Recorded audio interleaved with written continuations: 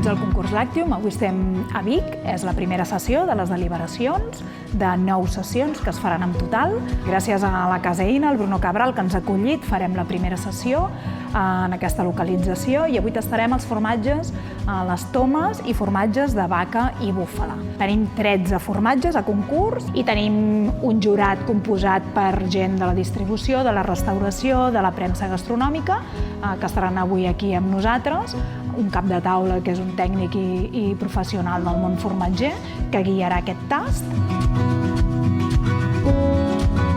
Tots els formatgers artesans catalans es poden presentar en el concurs d'avui i només un obtindrà la medalla d'or o el Lactium d'or en aquesta categoria.